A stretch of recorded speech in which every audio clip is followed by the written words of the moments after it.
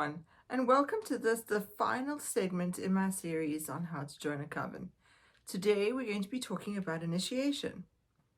Initiation is a voluntary process. You will never be forced into an initiation.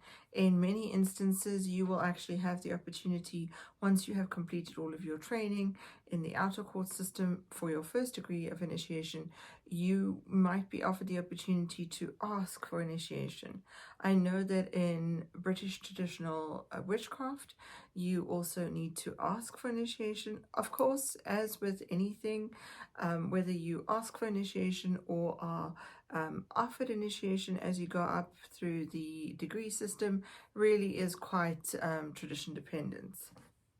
Now, initiation is very common throughout many different cultures, and it is a very interesting type of study that anthropologists will actually do called rites of passage. Initiation is a rite of passage, and what it is it is a social change from one state to another. So where a person will transition from one state or social status to another social status. Now, the function of a rite of passage and an initiation being part of a rite of passage as well is that it builds bonds between participants. It also builds a sense of community and belonging. It will also reinforce beliefs and common values in a group.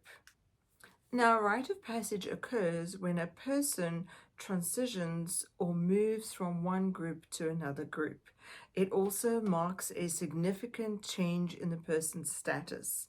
Now, in the mundane world, we have probably attended many rites of passages, things like weddings and funerals, baby namings, baptisms, even high school graduations, and when new people come into their first year of university, they may also undergo some type of an initiation ceremony. Now, initiation in Wicca usually means that somebody has achieved a certain level of proficiency, has gained a certain amount of knowledge, and is ready to transition to the next stage. Initiation in this case in Wicca is usually seen as a beginning, so they are beginning a new stage in their development. Now, as you may already know, within Wicca, each tradition is lineaged, and what that means is that you will need to be initiated into the specific tradition, and you will then be able to claim lineage to that tradition. Now, in Wicca and Witchcraft, you cannot just join a coven, and I think I've talked about this many times in my other videos. You cannot just join a coven. You need to be initiated after a fairly lengthy process of training. The liturgies, that is the ritual scripts, and also the initiations, and especially the initiations in many British traditional witchcraft traditions, are kept secret, so you as an outsider don't have the opportunity to know what the content of the ritual actually is.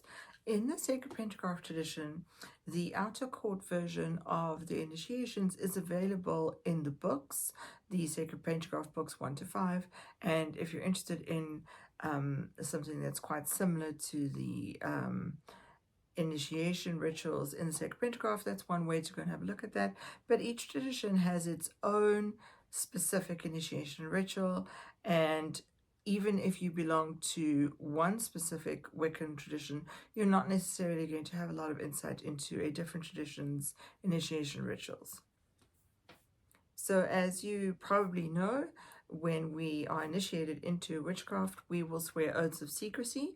That is oaths to keep the names and details of our fellow coven members a secret, and also the rituals and the initiation rituals are also things that we need to keep secret. They are oath bound.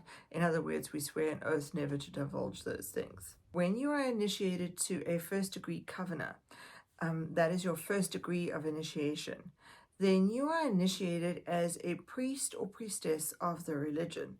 And what that really means is that you, as a priest or priestess of the gods, are responsible for yourself. You are responsible to minister unto yourself, because at that point you have enough training to be able to function in harmony with the coven that you are working with. You have enough knowledge to be able to practice your own solitary practice as well. And so nobody in the coven, including the high priest and high priestess, need to minister to you. If you think about other religions, and I'm going to say broadly as just a broad stroke brush, in Abrahamic religions that you might be familiar with, you will have a minister that will minister to the congregation. In Witchcraft and Wicca, we don't actually have congregations. We have covens, and they are not the same, because all of us are seen as priests and priestesses, so we don't need an intermediary. In order to become initiated, you need to have gained a fair amount of knowledge, understanding, and practical experience in order to be initiated into a coven.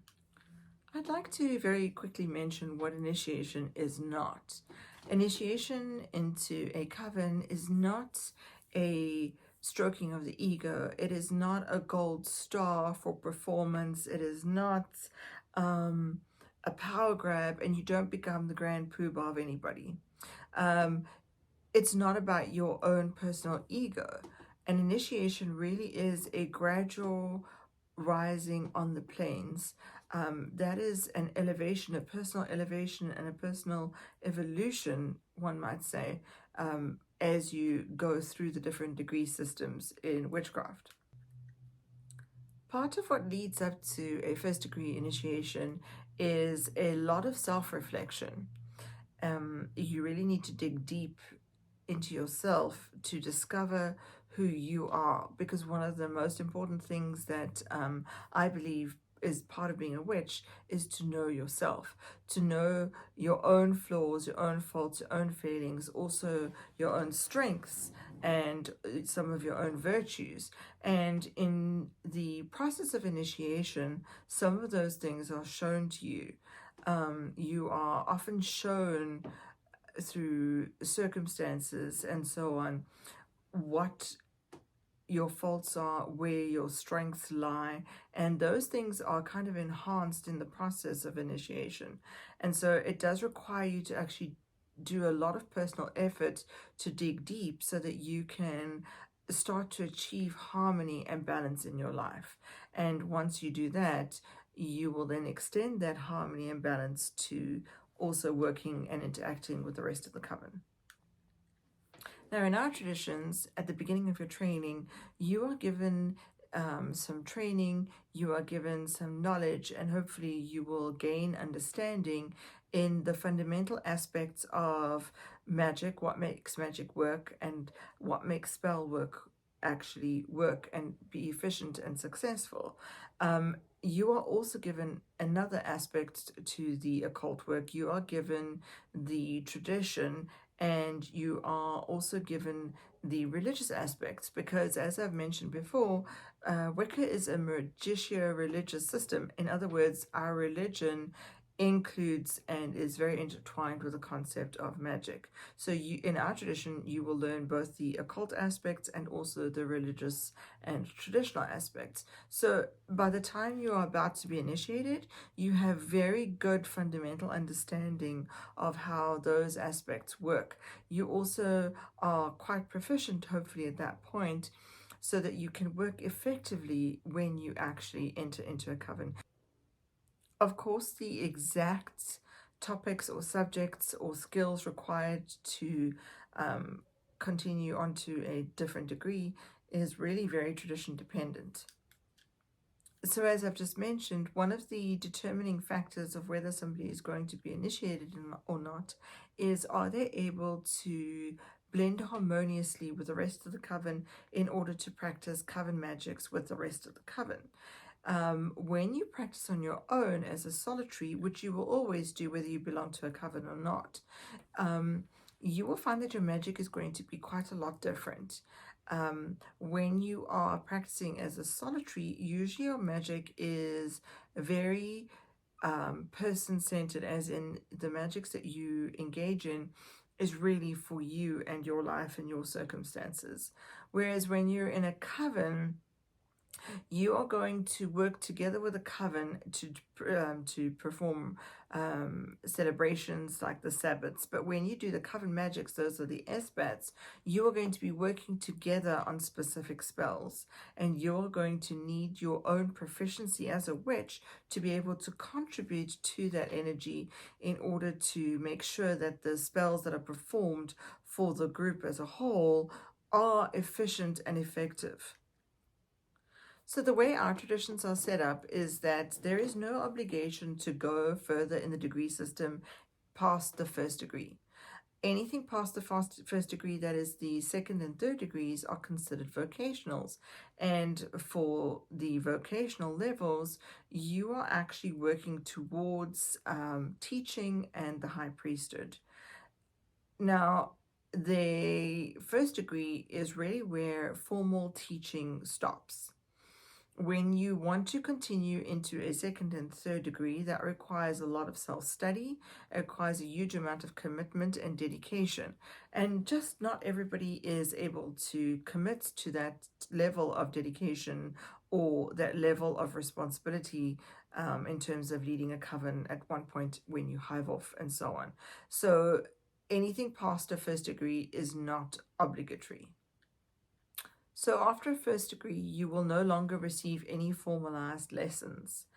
Anything past that degree requires self-study, and it requires coven work, because coven work is actually advanced witchcraft. That is where you will learn the advanced techniques and the aspects of the craft that are necessary for advancement. You will only be able to learn that in a coven situation. Now, if you are contemplating doing the vocational levels, that is the second and third degrees, in that case, you need to be very adept at coven magics. You need to be very proficient at many different areas, including leadership, responsibility, taking responsibility for the coven, and in some cases even the traditions. Now, not everybody has the desire to do this, and that's actually just fine. But when you decide to move on to those levels, in my opinion, what this does is it puts you in a role of being in service to your tradition and in service to your coven.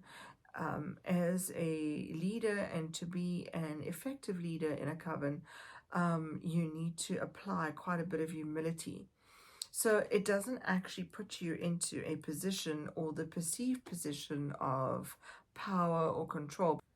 It is important to realize that within our traditions especially, we are no more or less than anybody else. So if you are following the vocationals and you end up in a second or third degree member of the high priesthood, then you are no more or less than anybody else in that. And actually the concept of huge power differentials is not really looked upon favorably in our traditions. And when you think about power dynamics, you've got to contemplate that there is the concept of power dynamics really relates to the control and influence you have as a person over somebody else in a leadership position. Now, when you think about leadership, members of the high priesthood should actually demonstrate that they are fair, that they are humble, that they are balanced, that they can look at situations from all angles. Those are very important personal qualities that you might go into or already have as a member of the high priesthood. But those are the type of qualities that are required in order, in my opinion, to be a member of the high priesthood. Some of the other aspects of belonging to the high priesthood or approaching initiation for the second and third degrees are related to the ability of the person to be able to put other people's needs ahead of their own. They also need to be able to lead rituals, to teach, and then to expound on Wiccan law. So to sum up, when you are approaching a first degree initiation, you need to already at that point have shown that you have gained enough knowledge and enough practical experience so that you can work harmoniously with the coven. At the vocational levels, you need to have shown mastery over many different subjects, and you also have to have developed some of those personal attributes that will make you a good coven leader. Now, the way that each tradition is organized and the levels of subject knowledge is really very tradition dependent. I hope that this 5-segment series has been helpful to you in terms of how to approach a coven right the way through to initiation into a coven. If you have any questions or comments, as usual, please put them in the comment box below. I would love it if you would like and subscribe, and look out for some more videos in the future where I will also be discussing some other aspects of the craft with you and also sharing some spells and stories. As usual, blessed be, and I hope you keep well.